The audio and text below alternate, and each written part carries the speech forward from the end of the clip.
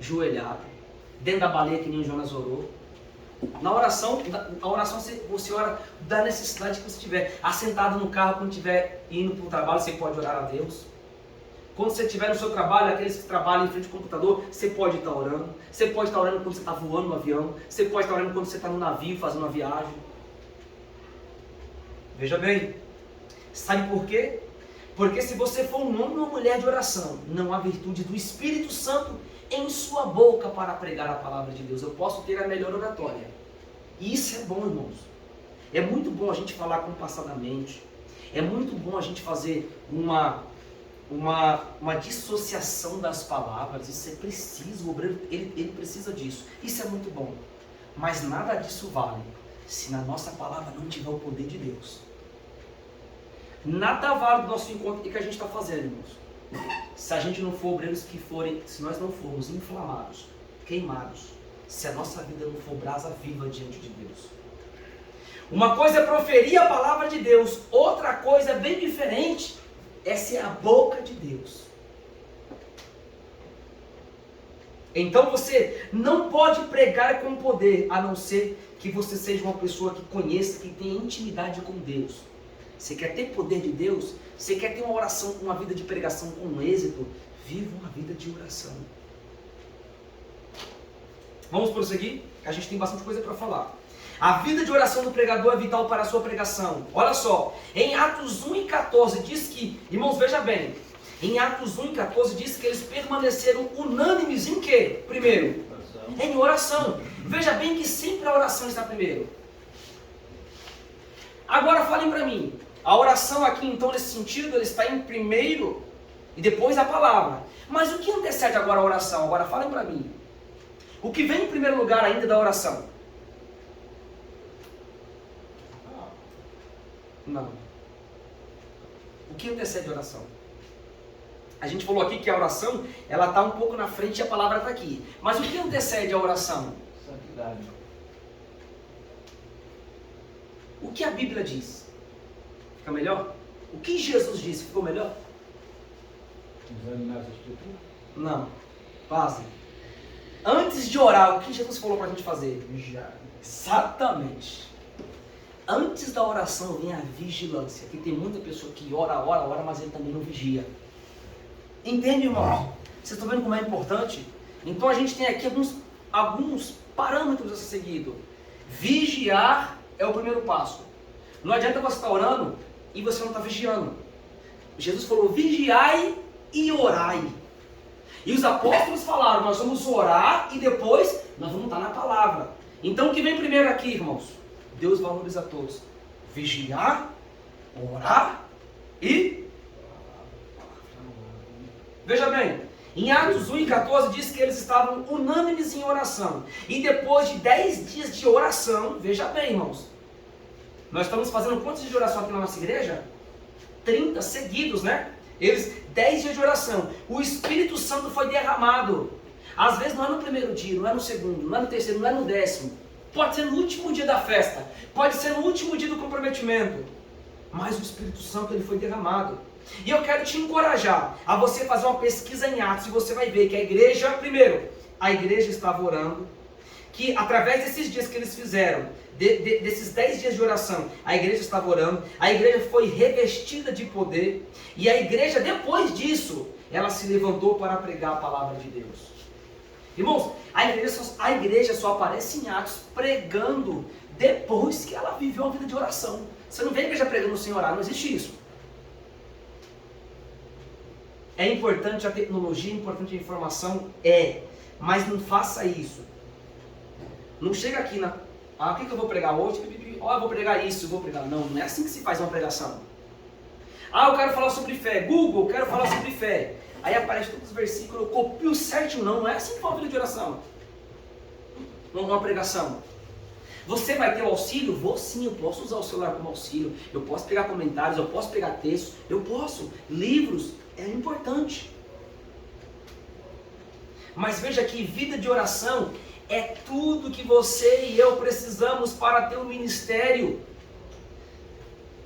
Para eu exercer o meu diaconato, para eu exercer o trabalho de cooperador da igreja, para eu exercer um trabalho de presbítero da igreja.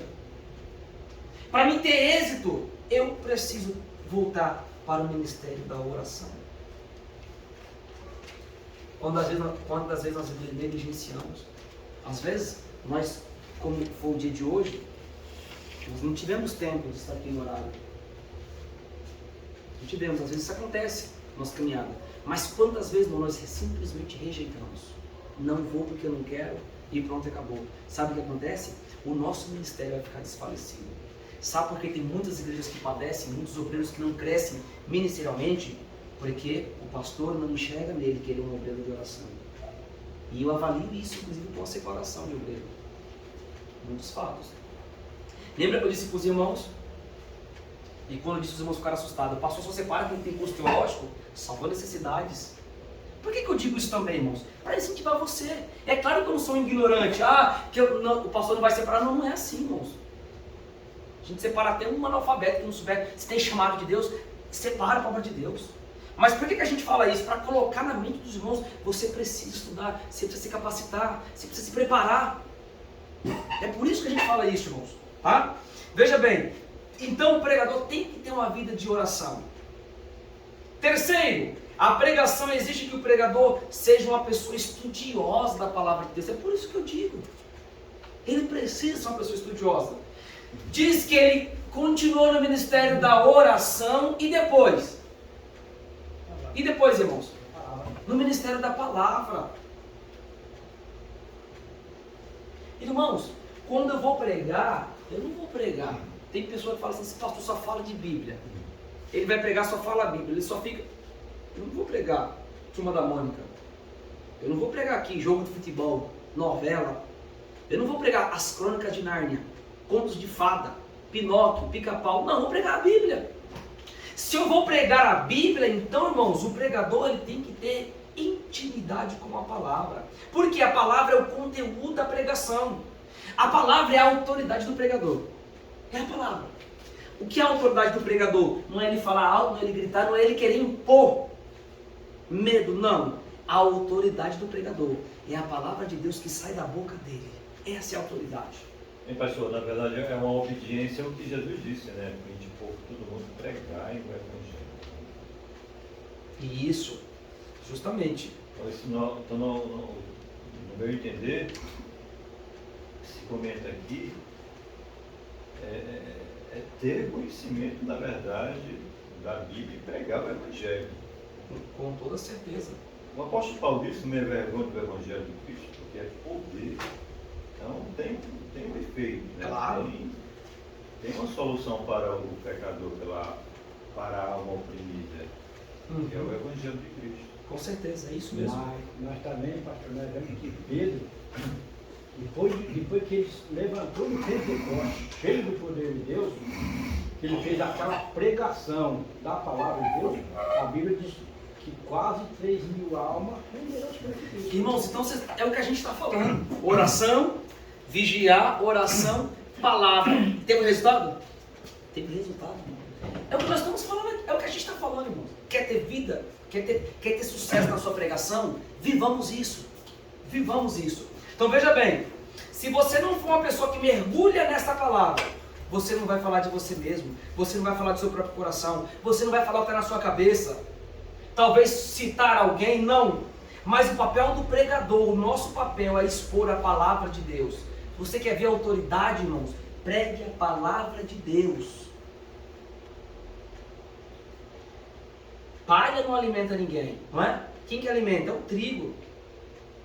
Sim, pastor, e o efeito é que Jesus disse, aquele que ouve pelo ouvir, né? Ouvir a palavra de Deus.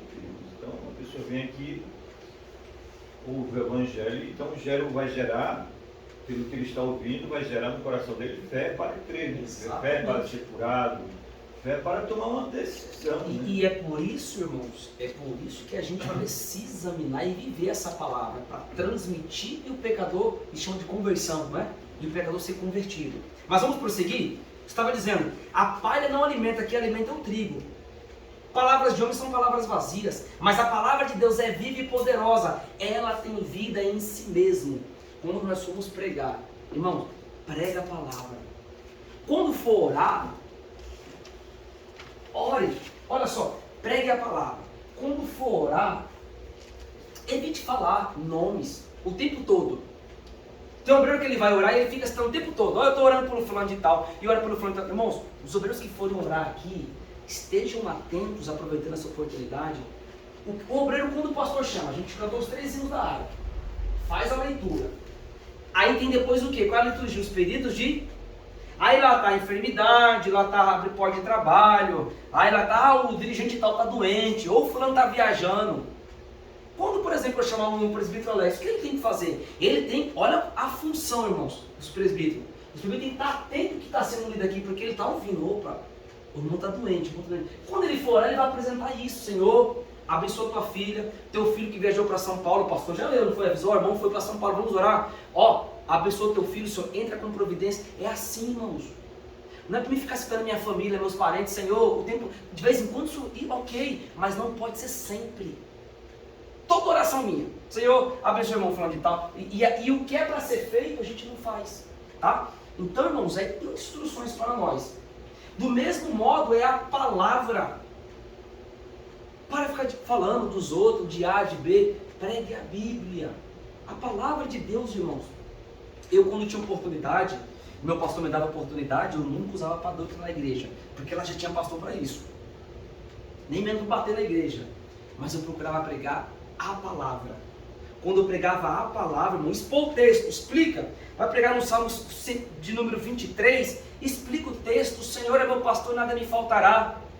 O que Deus faz com o homem? Olha o tema que dá para a gente tirar. Deus leva ele a pastos verdejantes. Segundo, Deus leva ele a águas tranquilas. Irmãos, dá para a gente tirar muitos temas. Pregue a palavra e Deus vai te usar poderosamente. Só podemos dar aquilo que temos, por isso que a gente tem que estudar. Só podemos ensinar o que aprendemos. Irmãos, eu tenho certeza que daqui vai sair ensinadores da palavra de Deus. Daqui vai sair ensinadores. Mas eu só posso ensinar se eu fizer o quê? Se eu aprender, irmãos. Como, por exemplo, você um dia, alguém que está aqui entre nós, algumas pessoas, pode um dia estar na frente de uma filial, assim como a oportunidade foi me dada. E um dia você pode fazer o mesmo trabalho que eu estou fazendo. Como você vai fazer? Se um dia você sentar para aprender. Só se levanta para ensinar aqueles que têm humildade para sentar para aprender. Só se dar o que tem. Só se ensina aquilo que se aprende. Quando eu paro de aprender, lembre-se, eu falei na semana retrasada, como preparar um bom sermão, nós falamos sobre isso. E eu lembro que eu dizia para os irmãos que quando eu paro de aprender, eu paro de ensinar. Eu posso ter todo o conhecimento, eu posso conhecer alguma coisinha, mas no dia que eu achar que eu já sou bom, no dia que eu achar que eu já sei tudo, o dia que, sabe, subir para a cabeça e perder a humildade, aí Deus vai me mostrar para mim que na realidade eu não sei nada. Você olha como médico que se especializou só naquilo e não continua se especializando, vai ficar para trás. Né? Fica para trás, sim. Aí vem as novas doenças, novas técnicas, você não vai estar preparado. Então, irmãos, veja bem, não é possível produzir mensagens robustas a partir da sequidão do coração ou aridez da mente. É preciso estudar, é preciso ter uma biblioteca pessoal bem robusta. Lembra que eu falei para os irmãos? É preciso, irmãos. A gente tem uma Bíblia boa, a gente tem alguns livros na nossa casa, a gente vai preparar um sermão, pesquisem, invista em livros, prepare-se, adquira as ferramentas, é o que o nosso irmão Gilmar está dizendo. Como é que um carpinteiro ele vai fazer um serviço se ele não tem as ferramentas necessárias? Eu posso ter um baita de um construtor. Sabe, o construtor é aquele que ele prepara o pintor, o carpinteiro, o pedreiro, o armador, não é assim? Mas se o construtor não tem nenhuma ferramenta na mão, como é que ele vai conseguir a casa de alguém para fazer? Ele precisa ter suas ferramentas. O médico precisa de um bisturi bem afiado para fazer uma cirurgia. Como é que o médico vai cortar um nervinho se o bisturi está cego? Tem condição? Ele vai dar um problema no paciente. Então, irmão, estude até a exaustão. Paulo disse, aos presbíteros em sua carta, Timóteo, são dignos de redobrados honorários. E vocês sabem o que é esses redobrados honorários? Sabe o que significa isso, irmãos? Ó, sustento financeiro. São dignos aqueles que se afadigam na palavra. O que Paulo está dizendo? Aqueles que ensinam a Bíblia. Aqueles que são ensinadores, aqueles que apacentam a igreja, aqueles que se dedicam nisso. Ele é digno dos seus honorários. O obreiro é digno do seu salário. A Bíblia diz isso. Portanto, veja bem, estude, leia, medite, analise, mergulhe no texto. Irmãos, o que eu estou dizendo aqui? Nós não precisamos ser eruditos na Bíblia, não é isso que eu estou dizendo. Mas quando você lê a Bíblia, tente assimilar algumas verdades, citar as Escrituras. Sabe? Não cite de forma capenga, o Senhor é meu pastor e não, cite como ela é. Leia o texto. Sabe que tem pessoas que ele vai citar um versículo, ele não sabe ler, ele começa um pouquinho e não sabe o que está no fim? E você fala de forma capenga um texto. Então leia, pesquise. Fale com precisão. Cite com legitimidade. Fale a Bíblia com clareza. O Senhor é o meu pastor, nada me faltará. Fale com clareza a palavra. E Deus vai te usar poderosamente. Tá? Quarto, nós temos 5 pontos para falar. O quarto, como pregadores da palavra, precisamos ser homens e mulheres com paixão no coração. Primeiro, a vida do pregador, olha só, a vida da pregação é a própria vida do pregador. Segundo, o pregador precisa ter uma vida de... Terceiro, o pregador precisa ser um estudioso na... Vamos lá de novo? A pregação do pregador, seu sermão, é a sua própria vida. Segundo, o pregador precisa ter uma vida de... Coração. Todos juntos, de... Coração. Terceiro, ele tem que ser um estudioso na... E quarto, o pregador, ou a pregadora, o obreiro, precisa ser homens e mulheres que tenham paixão no coração. Não adianta nada, irmãos. Se eu conheço muito, mas se eu sou um gelo seco. O pregador não pode ser uma barra de gelo. O pregador tem que ser um graveto aceso nas mãos de Deus. Isso é paixão. Irmãos, nós precisamos ser uma pessoa inflamada pela palavra. Eu estou aqui instruindo, ensinando os irmãos. Eu preciso ter paixão naquilo que eu estou falando. Eu estou ensinando com vocês aqui com o meu coração ardendo, para que Deus possa, a palavra de Deus, ela possa, essas instruções possam entrar nos vossos corações. Eu preciso falar com fervor. Eu não posso ensinar os irmãos. Eu estou ensinando uma coisa, mas meu coração está longe. Não, eu não posso. Eu não posso pregar algo, mas a minha vida está lá pensando em outra coisa. Eu sou um vazio, uma lata vazia, um gelo seco. Não, você precisa ser uma pessoa inflamada. O fogo de Deus tem que arder no teu coração. Você tem que ser uma pessoa brasa viva. A brasa viva tem que arder, tem que queimar os teus lábios. Precisamos pregar a mensagem com vigor, com entusiasmo, com vibração, com paixão. Precisamos evangelizar com entusiasmo. Jesus te ama. Jesus tem uma obra na tua vida. Isso é paixão no que está fazendo. Assim, irmãos, como alguém, ele tem o seu trabalho secular. Um presbítero que trabalha com terno. Ele precisa viver com paixão. Olha, esse terno é muito bom. Ele veste bem você.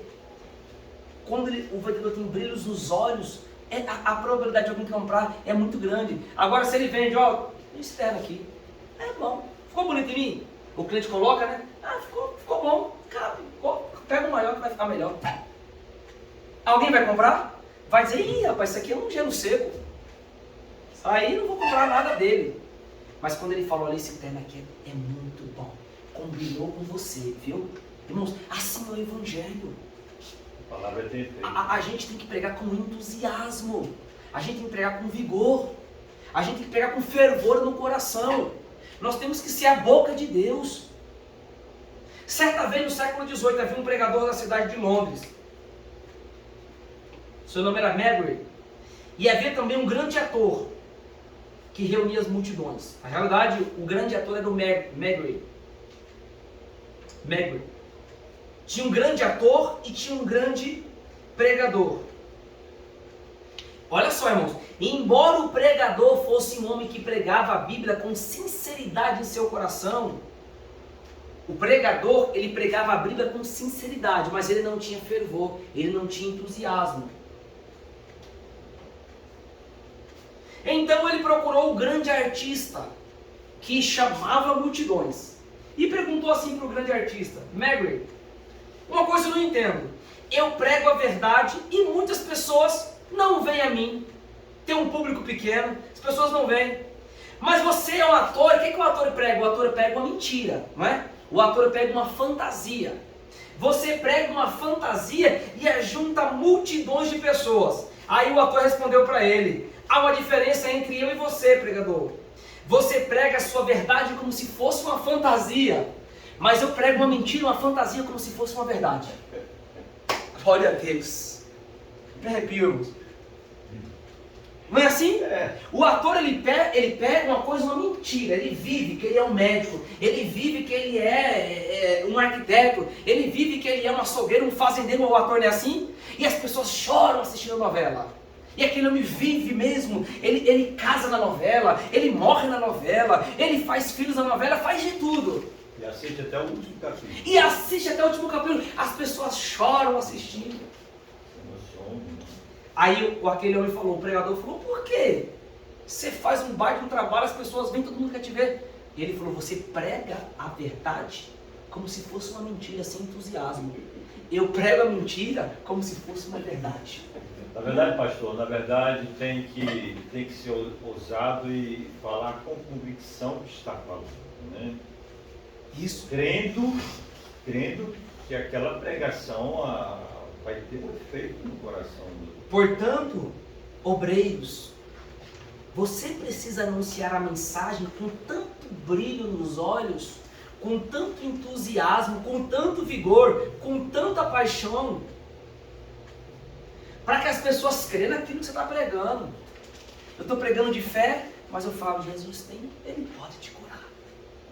Jesus, ele pode te curar. Não, irmãos, Jesus pode te curar. Vou orar por você agora. Ainda irmão, que você esteja fraco por dentro, ainda que você discutiu na tua casa, se você está com um problema lá com o seu chefe, quando você tiver uma oportunidade, obreiro do Jardim Casa do Trovão, pregue com entusiasmo. Jesus pode te curar, ele vai te curar. Profetiza a bênção, profetiza a vitória, ainda que Deus não cure, mas faça a tua parte como pregador. Pregue com brilhos nos olhos, pregue com entusiasmo, pregue com fervor de Deus. Quantas vezes, irmãos, a gente como obreiros somos falhos? Quantas vezes a gente se sente também fraco? Passamos por adversidades, mas de repente alguém me liga: pastor, estou precisando de uma oração. Era eu que precisava de uma oração, mas eu não vou dizer isso para ele. Deus te colocou como autoridade, Deus te colocou na igreja nessa função para fazer. Portanto, esquece o que você está passando. Ore, diga assim: minha irmã, eu vou orar por você, Deus vai te dar vitória. Pregue com entusiasmo. Porque esta mensagem precisa arder primeiro no teu coração. Precisamos ter paixão, irmãos, pelo Evangelho. Sabe quando aquela paixão que o namorado tem? É nesse sentido? Não, eu tenho que ver, né? O namorado, quando vai ver a namorada, não interessa se ele comeu ou não. Não interessa se está chovendo ou não. Pode estar o gelo que for. Ela, meu bem, vem em casa, ele vai na hora, ele vai na chuva. Ele vai na chuva ou não vai? Não interessa se está chovendo, pode estar chovendo granizo, ele vai. Irmãos, precisamos ter paixão pela palavra.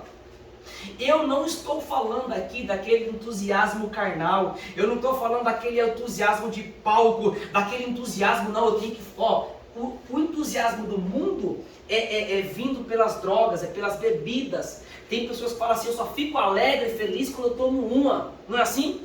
Eu só fico feliz quando eu fumo um cigarro de maconha. Eu só fico feliz quando eu bebo uma bebida alcoólica. Não, eu não estou falando desse entusiasmo.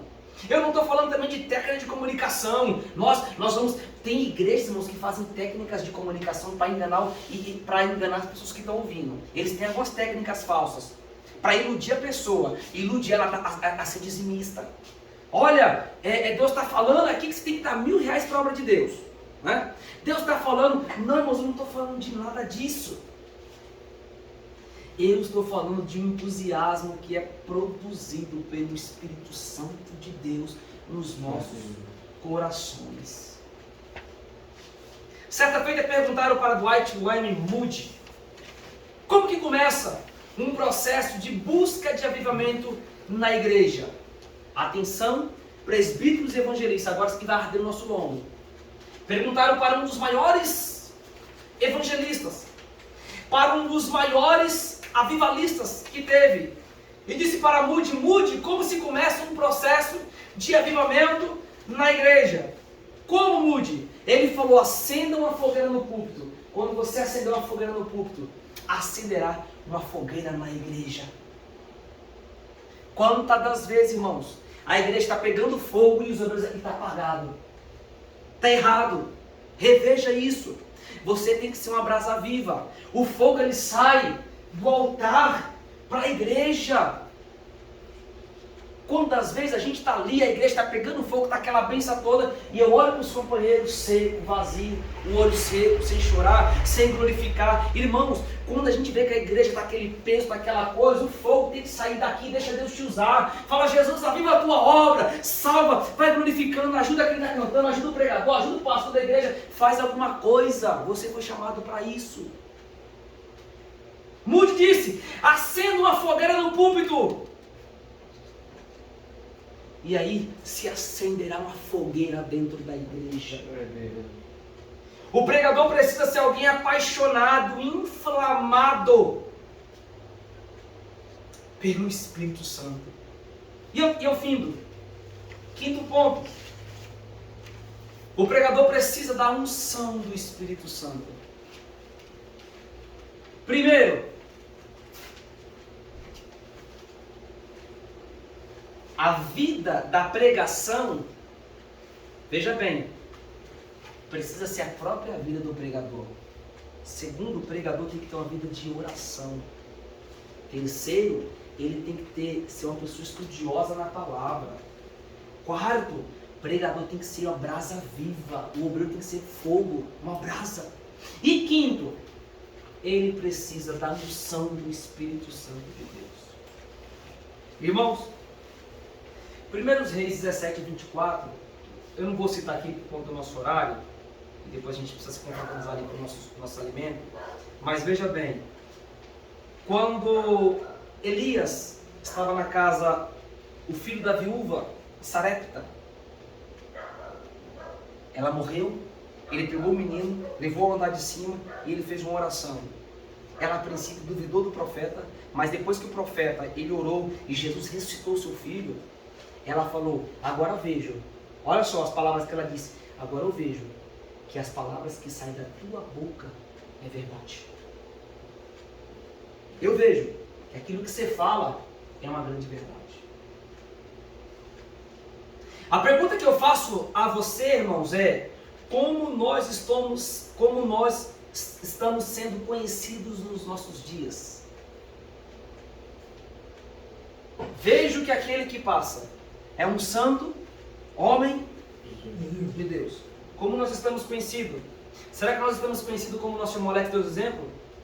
O pastor que compra e não paga o terno? O irmão que dá problema dentro de casa? O obreiro que é falastrão? O obreiro que é um caloteiro? O obreiro que é mentiroso? Pensa no nome feio, aí conhecido como mentiroso, né? Um ignorante, um agressivo, bate na esposa, espanca os filhos. Como nós estamos sendo conhecidos nos nossos dias? Seria como homens de Deus? Em cuja a palavra de Deus está em nós? Irmãos, veja bem, uma coisa é nós proferirmos a palavra de Deus. Outra coisa é a gente ser a boca de Deus. Homens procuram melhores métodos. Deus procura melhores homens que queiram fazer a sua obra. Deus não está preocupado com o método. Deus está preocupado com a vida de um pregador que queira fazer a sua vontade. Observe bem, em Jeremias 15:19. É impressionante quando uma pessoa se levanta para pregar a verdade e não acontece nada. Vamos ler aqui Jeremias 15:19. Para ficar um pouco mais fácil de compreensão.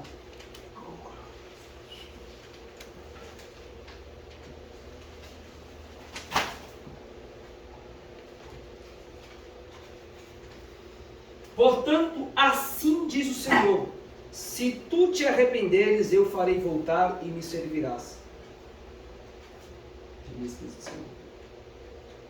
Se apartares o precioso do vil, serás o meu porta-voz. Olha só, será o meu porta-voz. Torne-se ele para ti, mas não voltes tu para eles. Nós somos o porta-voz de Deus. Irmãos, vocês já viram aquilo? Nós somos o porta-voz de Deus. Alguém prega João 3,16. Prega, não acontece nada. De repente vem alguém, prega a mesma mensagem e os corações se derretem. Por quê? Uma com unção e outra sem unção. Porque um é a boca de Deus, o outro não é. Aquele que é a boca de Deus, ele tem unção. Aquele que preparou, lembra que eu disse? Você pode até preparar uma mensagem de celular, sem orar, sem fazer nada. Vou falar sobre arrebatamento. Rapaz, você faz aqui, ó. Você cola, né? Copia, faz um sermão. Esse vai ser boca de Deus? Não. Mas aquele que seguiu esses pontos que eu falei para os irmãos, que ele vai ter uma vida, que ele vai ter uma vida de oração, que ele vai sim se aprofundar na palavra, que ele vai ser inflamado pelo Espírito Santo de Deus, vai falar com ele primeiro que ele vai ser a boca de Deus.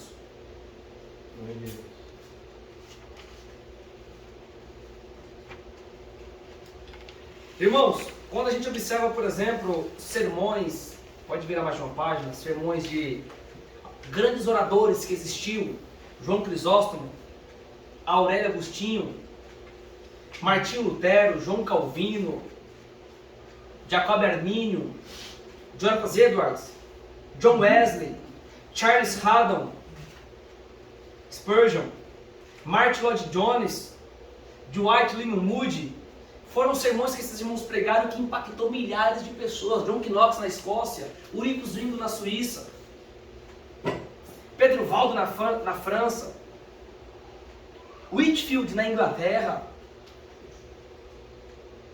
Pastor Lee na China. Quando a gente prega esses sermões e vê, esses homens impactaram milhares de pessoas. Só que se nós usássemos esses sermões hoje, talvez nós não teríamos os mesmos resultados. Porque eles tiveram o seu método para aquele momento, foi para aquela sua era. Mas nós agora precisamos pedir algo novo para Deus. Deus, me dá a tua palavra, usa-me a mim. Certa feita, um piedoso metodista, Boulds, no século XIX, ele disse: nós estamos à procura de melhores métodos e Deus está à procura de melhores homens. Deus não unge métodos, Deus unge homens. Nós precisamos da unção do Espírito Santo de Deus. Irmãos, não basta eu pregar um sermão de John Wesley, não basta eu pregar um sermão de Dwight Moody, não basta eu pregar um sermão de Jonathan Edwards, não basta. Eu preciso me capacitar, eu preciso ser a boca de Deus, Deus me usar. Eu preciso da unção do Espírito Santo. Esses homens pregaram aqui, sabe por quê? Porque eles tinham a unção do Espírito Santo de Deus.